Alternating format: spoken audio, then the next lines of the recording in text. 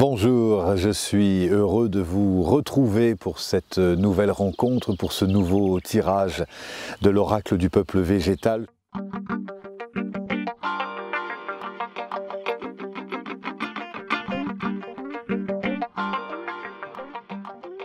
Je suis heureux toujours de vous retrouver sur cette chaîne et puis heureux de vous transmettre à travers les conférences que je donne toute l'année, les livres que j'écris, les vidéos, ces enseignements qui nous permettent de tisser des liens plus intimes avec notre environnement, parce que je crois que notre plus grande blessure, c'est ce sentiment d'être séparé de l'environnement, de l'autre, de la nature, et toutes les traditions autochtones, tous les peuples premiers et nos ancêtres nous ont appris justement à quel point nous avions besoin de nous connecter aux éléments, de nous connecter à la terre, au feu, à l'air, à l'espace, parce que là, celle qu'on appelle la Pachamama, la terre-maman, est vivante, c'est une entité à part entière qui a sa sensibilité, qui a sa mémoire et qui nous accueille sur la terre. Et dès lors que plus on découvre cette sensibilité, plus on intègre cette sensibilité, plus on vit en harmonie, parce que comme une vague qui réalise quel est l'océan, comme une branche qui réalise quelle est la forêt centenaire. Donc c'est vraiment ce lien avec les éléments terrestres et avec les éléments de tout l'univers, puisque nous sommes une planète, on estime à 100 milliards de planètes dans l'univers. Donc c'est vous dire à quel point nous sommes une tête d'épingle, nous sommes un grain de sable dans l'immensité. Et donc plus on prend conscience, et les planètes qui sont bien sûr le plus en lien avec nous directement, c'est bien sûr la Terre, la Lune et le Soleil. Donc je partage avec vous cette vidéo du 16 mai pour la pleine lune. Nous sommes très connectés à ces cycles et je ne sais pas comment vous le vivez. Tiens, ça sera le moment de l'écrire en commentaire. Comment vous vivez? Est-ce que vous êtes sensible aux cycles? Il y a des moments où on se sent plein d'énergie, des moments où on se sent beaucoup plus en besoin d'introspection, de silence, de méditation.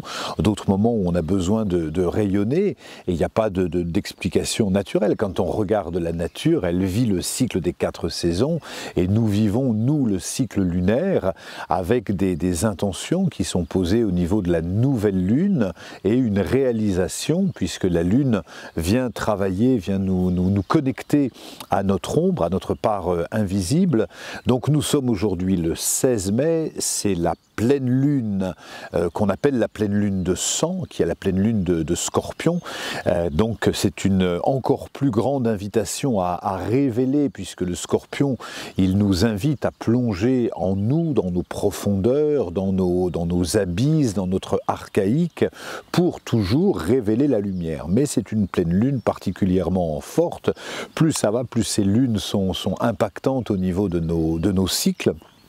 Nous vivons aussi, nous allons vivre cette nuit une éclipse lunaire, puisque nous avons un parfait alignement entre la Terre, la Lune et le Soleil. Donc nous allons vivre une éclipse lunaire qui sera visible à certains endroits du globe, notamment en Europe. On pourra l'observer, cette éclipse lunaire.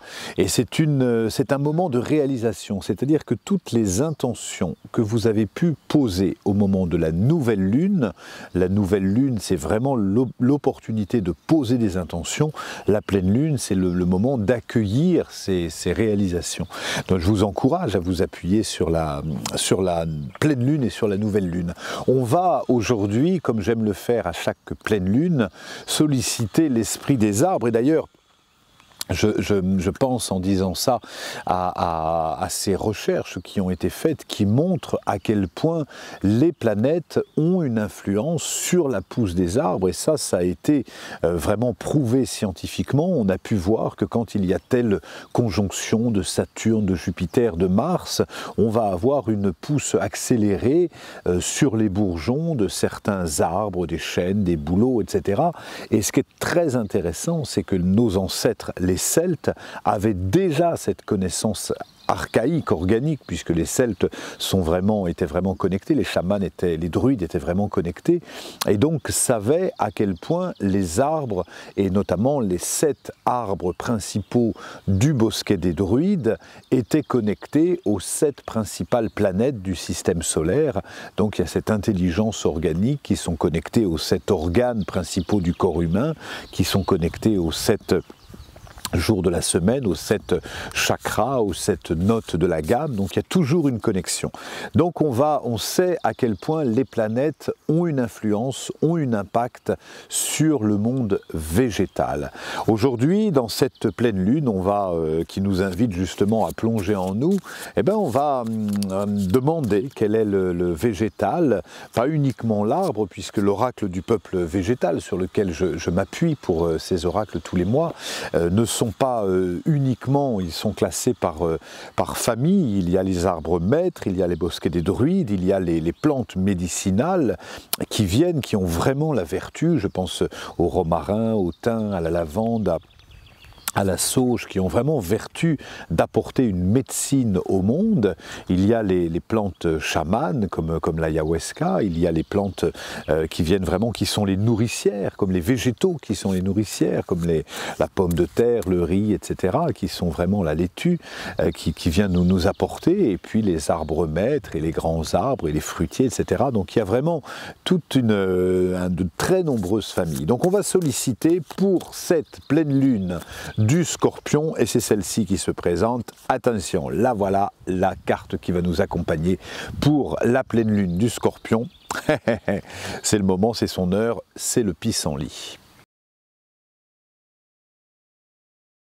Bienvenue donc au pissenlit qui vient nous visiter pour cette pleine lune du Scorpion, cette pleine lune du 16 mai, lorsque le pissenlit il est associé à la connaissance, au savoir, à la sagesse, à la transmission.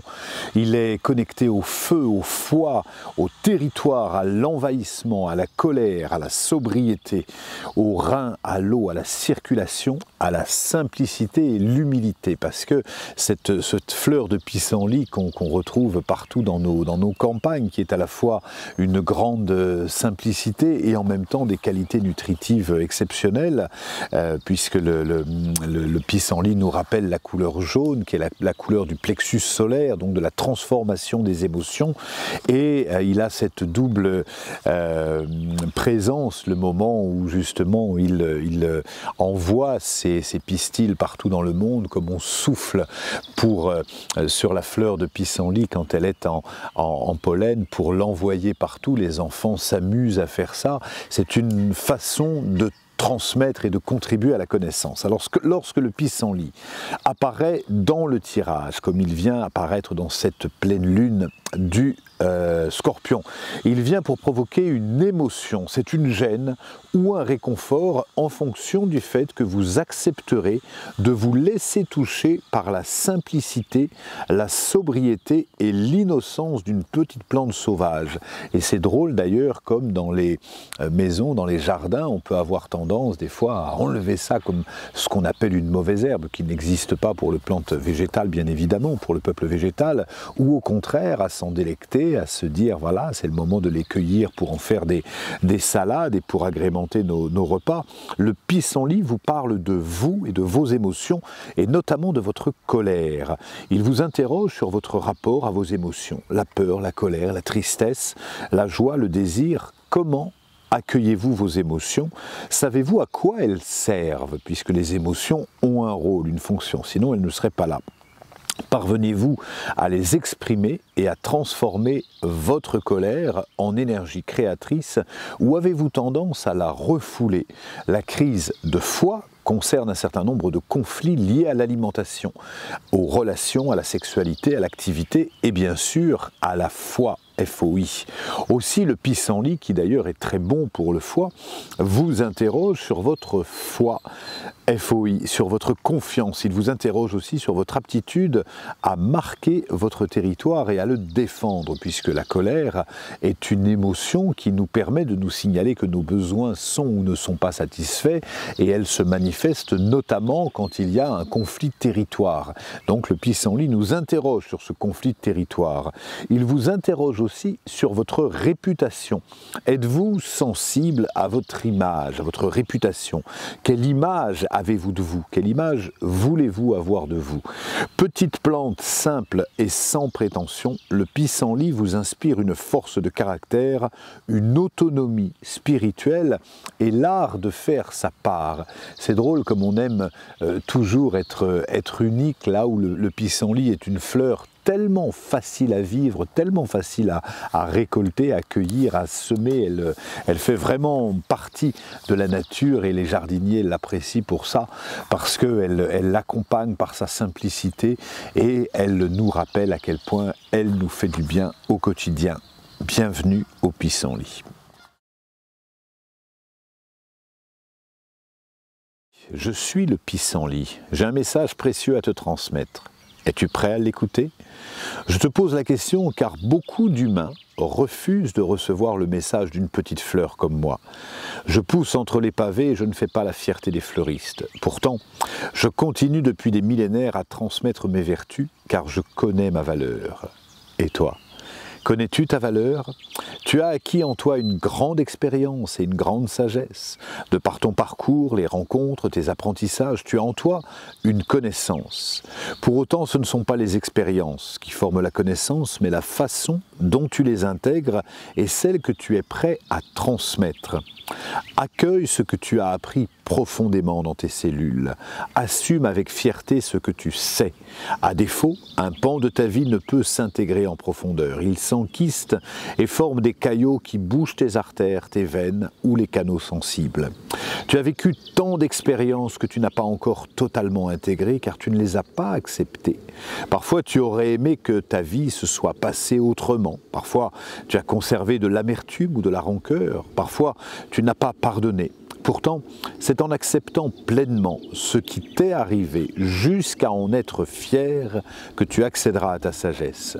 Regarde mes fleurs. Je dis bien mes fleurs, car souvent on me prend pour une fleur. Ce n'est pas une fleur, mais des milliers de petites fleurs qui se forment en bouquet sur le haut de ma tige. J'incarne l'intelligence collective et je rassemble tout ce qui fait notre expérience. Accueille tout ce que tu es, tout ce que tu as été, pour honorer ce que tu seras.